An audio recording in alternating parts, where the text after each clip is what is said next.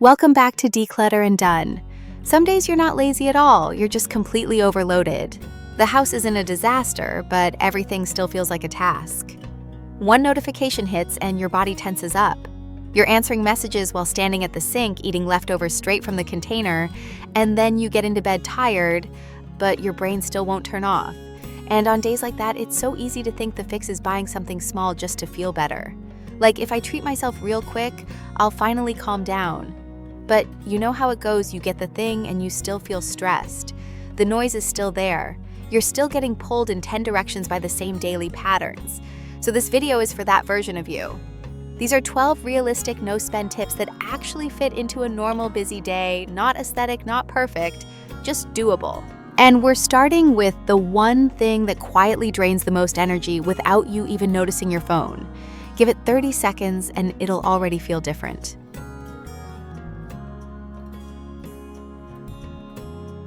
All right, number 1. Let's start with the thing that quietly drains your energy all day without you even noticing your phone. You know that moment when you pick up your phone for something harmless, like checking the time, looking up one quick thing, or putting on a playlist, and then you look up and somehow 10 minutes disappeared. That's the problem. It doesn't feel dramatic, but it quietly eats your focus and leaves you more mentally tired than you were before you even touched it. That's why using your phone as your break backfires. It looks like rest, but it keeps your brain busy, so you don't come back calmer. You come back more scattered. The easiest change that actually works is switching your screen to grayscale black and white. It sounds small, but it removes the biggest hook color. Scrolling gets boring faster, and you naturally put your phone down sooner. Then take the one app you tend to mindlessly open the most and turn off its notifications. Not because you need more discipline, but because you don't need your phone constantly calling your attention when you're already trying to hold your day together. The benefit is immediate, less temptation, less random checking, and your brain feels quieter. I'll be back tomorrow with the next tip, the one that makes you feel instantly more taken care of, even if you're eating something super basic and you didn't cook. Don't miss it. And now let's go to number 2, because this one changes your whole day in a weirdly simple way.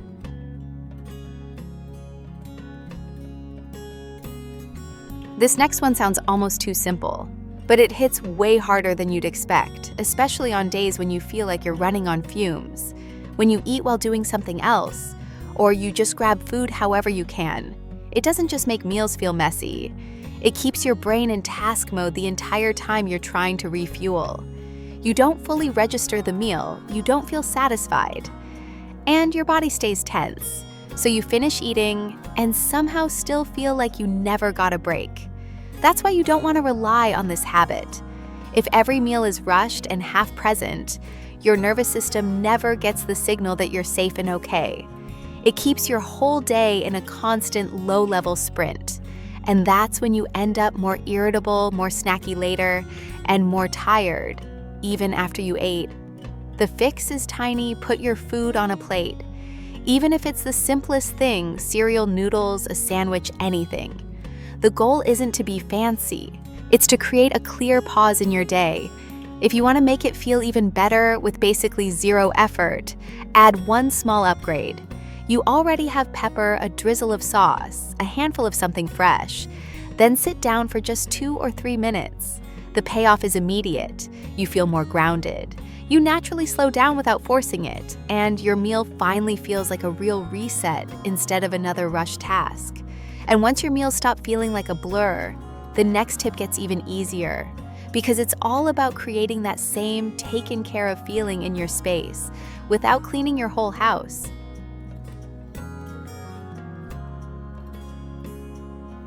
Your brain can't relax in a space that keeps asking for your attention.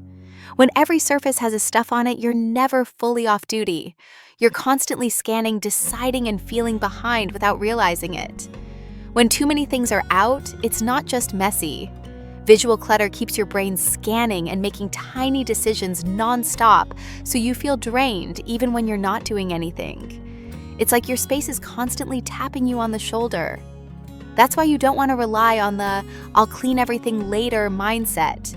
Later never comes when you're busy, and living in that constant visual noise makes you more exhausted, more irritable, and more likely to shut down. You end up avoiding your own space, even though your home is supposed to help you recover. The fix is to stop aiming for the whole house and reset one small spot, the place you see or use the most. Think a kitchen counter, the bathroom sink, your nightstand and entry table. Clear everything that doesn't belong there. Do a quick wipe, then put back only what you actually want to see. A simple formula is clear wipe set, and the set is one tiny thing that makes it feel calm. A folded hand towel, a small tray, a candle, a glass of water, anything you already have. The payoff is fast and kind of surprising. Even if the rest of the house isn't perfect, your brain feels like it can breathe again. You feel more in control, you stop spiraling, and it becomes easier to do the next small habit instead of freezing. And now that you've got one calm anchor in your space, number 4 is the habit that makes tomorrow morning feel lighter before you even get out of bed.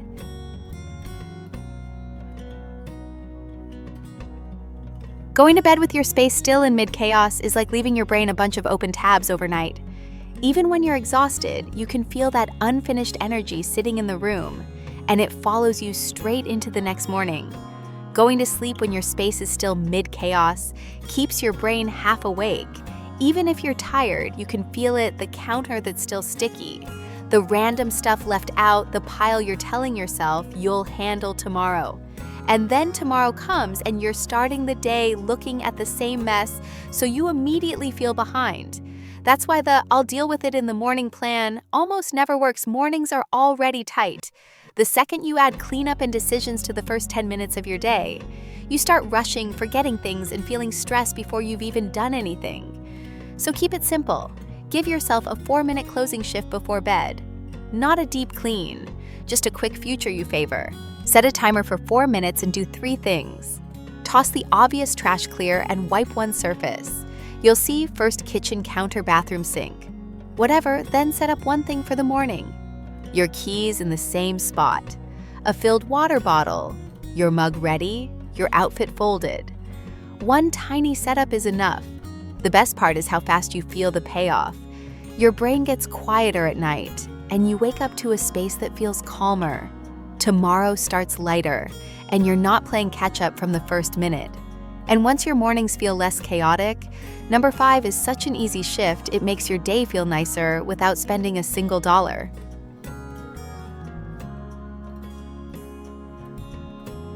Saving the nice things for later sounds responsible, but it quietly makes everyday life feel like it doesn't count. Regular days become the scratched mug, the old pajamas, the quick version of everything. And that adds up when you're already running low. And when you're already overwhelmed, that hits harder than it should, because your normal day is the one where you need comfort the most. Not the vacation day, not the day you finally feel caught up, the random Tuesday where you're tired and your brain is loud. When everything feels like a task, small moments of "this feels nice" are what keep you from burning out. The tricky part is that saving things can feel responsible, like you're being practical. But over time, it turns into this weird pattern where you're always living in almost relaxed, almost enjoying life, almost allowing yourself to feel taken care of. And then months go by and you're still waiting for a moment that never really comes. So try a simple mindset shift. Stop treating comfort like a reward you have to earn. Pick one good thing you already own and use it today on purpose. Make your coffee in the mug you love instead of the chipped one you always grab. Put on the soft pajamas right after your shower instead of waiting for the weekend. Use the nice candle for 20 minutes while you fold laundry, then blow it out. Even switching to the good bed sheets counts. And here's what you'll notice: your day feels less gray. You feel more like a person, not just someone powering through chores. That little upgrade doesn't solve everything, but it gives you just enough warmth and motivation to make the rest of your habits easier to keep. Next, number 6 is all about mornings, because if your day starts harsh, it's hard to recover from that.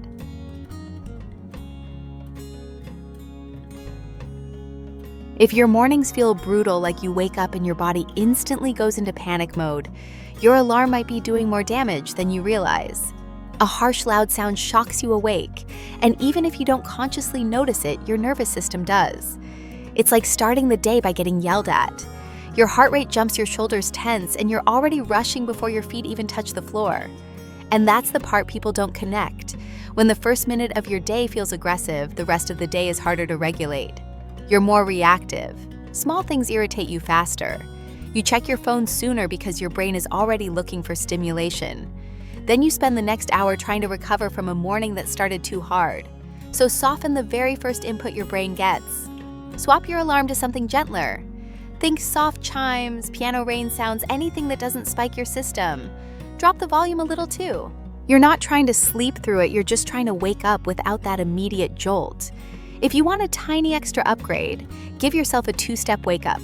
Set a soft alarm first, then a slightly louder one a few minutes later as backup. That way you wake up gradually, but you still feel safe that you won't oversleep. The effect is subtle but real. You start the day with less tension in your body. You don't feel as rushed, and it's way easier to move into a calmer morning routine instead of sprinting from the first second. Now that your morning isn't starting with a shock, let's talk about the one habit that decides whether your day stays calm or turns into instant chaos.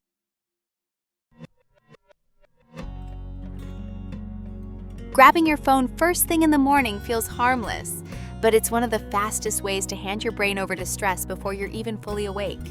The moment you see messages, notifications, or random updates, your mind flips into problem-solving mode. You haven't even taken a breath yet, and suddenly you're reacting. That's why leaning on your phone as your wake-up ritual is such a bad trade. It doesn't just take time, it sets the tone. You start the day scattered, you forget what you were doing, and you end up checking your phone even more, just to cope with the anxious feeling it created.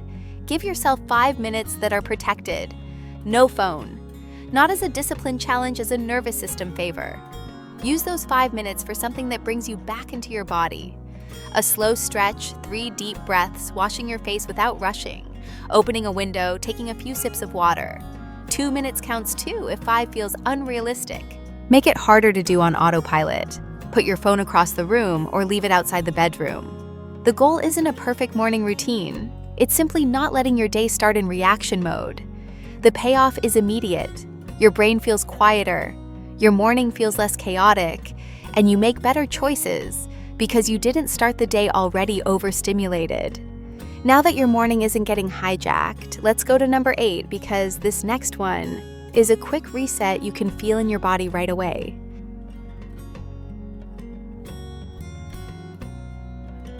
This is the quickest reset button for an overloaded day, and it takes less time than checking one notification. Your body can feel trapped without you even realizing it. When you've been inside all day surrounded by stale air, screens, and constant little noises, your nervous system stays tight. You start feeling restless and irritated, and you can't even explain why. It just feels like everything is too much.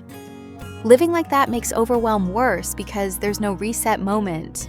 You keep pushing through, but your brain never gets a clear signal that you're okay. And that's when you spiral faster, you snap more easily, you lose patience, and small tasks feel heavier than they should. So do the simplest reset possible, open a window for 60 seconds. Stand there and take 3 slow breaths. Don't multitask, don't scroll. Just let fresh air hit your face and give your body a tiny cue that the day is changing. If you don't have a window, step into a doorway, balcony, hallway, anywhere. Your senses can shift for a minute. To make it even more powerful, add one tiny detail. Look at something far away for a few seconds. The sky, a building, a tree, even just the street. It pulls your brain out of that tight, zoomed-in stress feeling and helps your body unclench. The payoff is immediate. Your chest feels less tight, your thoughts slow down, and you get a little bit of space back in your head. It's not dramatic, but it interrupts that overloaded loop in a way you can actually feel. Next, we're taking that same 1-minute reset feeling and applying it to something you already do every day so it actually sticks.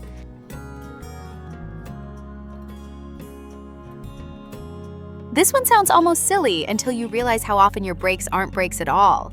A lot of the time you're drinking coffee or tea while you're standing, scrolling, answering something, or mentally planning the next task.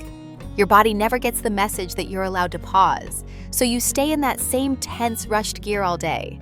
Keeping that pattern as your normal makes you more drained than you need to be, because you're constantly on even during the moments that are supposed to refill you. And when nothing ever feels like a real pause, you start needing stronger resets later, more snacks, more scrolling, more treat yourself, spending just to feel okay.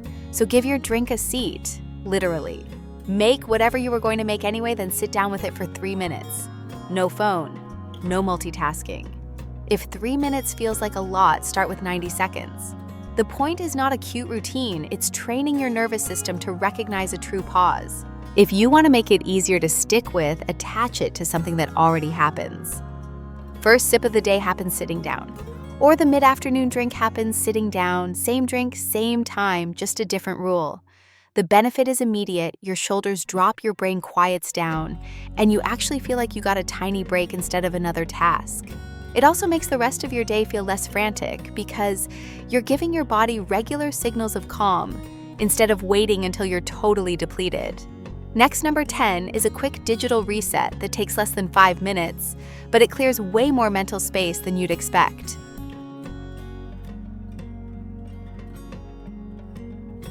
This one is for the exact moment you can feel yourself speeding up inside like you're still doing fine, but your body is getting tight and your brain is getting loud. When you stay in that revved up state, everything costs more energy than it should. You start moving faster, but you get clumsier. You try to do 3 things at once, then forget the one thing you actually needed to do. You respond a little sharper, you feel guilty, and now you're even more drained. And then your brain goes looking for a quick off switch, scrolling, snacking impulse, buying anything that gives you a temporary break. The problem is those off switches don't actually calm your system. They just distract you for a minute and you come back to the same tension. So instead of trying to think positive your way out of it, you give your body a direct signal first. Here's the reset. Put one hand on your chest or your stomach. Take 3 slow breaths. Inhale through your nose and make your exhale longer than your inhale. While you exhale, drop your shoulders on purpose, like you're physically letting go of pressure. If you like counting, try inhale for 4 and exhale for 6 3 times. It's small, but it works because it interrupts the spiral early. After 3 breaths, you're not magically fixed, you're just calmer enough to choose your next move instead of reacting. Your chest loosens, your thoughts slow down, and the next task feels more manageable. And once your body isn't running the show, number 11 is where it gets even lighter, because it's about the voice in your head that can drain you even when nobody else is around.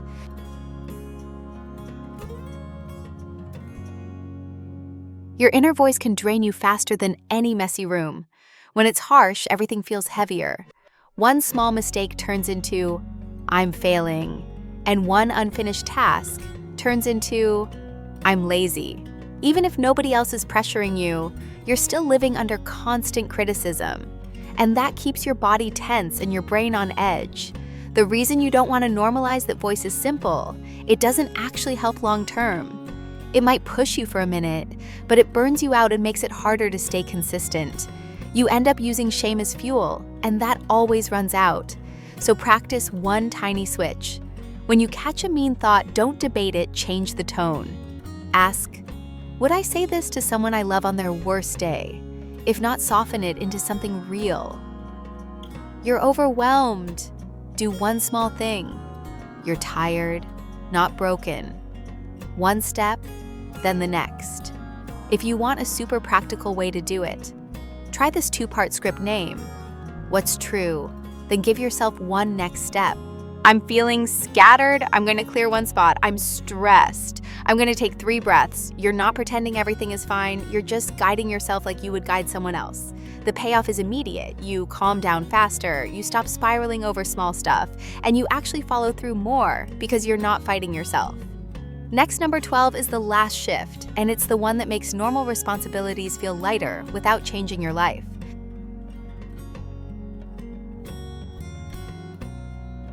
This one sounds like a mindset trick, but it actually changes how heavy your day feels. When everything in your head is "I have to," your brain hears pressure. It turns normal responsibilities into a never-ending list you're failing to keep up with. And that's when you start resenting your own life, not because your life is bad, but because the language in your head makes it feel like you're constantly being pushed. Living in have-to mode also keeps you tense. Even small tasks feel loaded. You rush, you dread things before you even start them, and you walk around with this low-level frustration like you're trapped. Over time, it makes you more tired than the tasks themselves. So try a tiny reframe swap. One, I have to for I get to, not for everything, not in a fake positive way, just for one thing a day. Pick something you normally resent and say it differently. I get to take a shower. I get to make my bed. I get to clean my kitchen so I wake up calmer. It's not pretending you love chores. It's reminding your brain that you still have choice. And you're doing this because you want your life to feel better. If you want it to feel more believable, add a reason right after it. I get to wash these dishes, so my morning feels lighter. I get to answer this email, so it's not hanging over me. That little "so" makes it real. The payoff is subtle, but powerful tasks feel less like punishment. You feel more in control, and your day stops feeling so emotionally heavy. You're doing the same responsibilities, they just don't crush you the same way. And that's the whole point of this video. You don't need a perfect life to feel better. You just need a few small shifts that make your everyday life feel lighter starting today.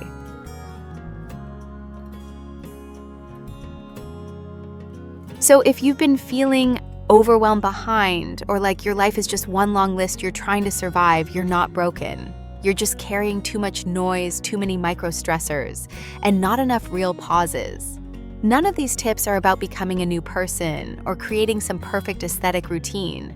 They're small shifts you can actually do in a normal busy day, the kind of shifts that make your space feel calmer, your body feel safer, and your mind feel quieter. And you don't need to do all 12. Pick 2 that felt the most. That's me. Do them today. Then keep the ones that make you feel lighter and drop the rest. Because the goal isn't to do everything, it's to feel better while you're living your real life. If this helped, save it so you can come back on a hard day and let me know which tip you're trying first. Welcome back to Declutter and Done, and I'll see you in the next one.